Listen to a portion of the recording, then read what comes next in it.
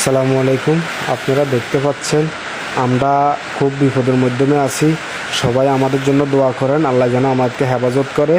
আমাদের বেড়িবাঁধ যেটা ছিল সেটাও ছিঁড়ে গেছে। পানি এখন খুব জোরে ঢুকতেছে বেড়িবাঁধের ভিতরে, বাড়িঘর সব ডুবে যেতেছে।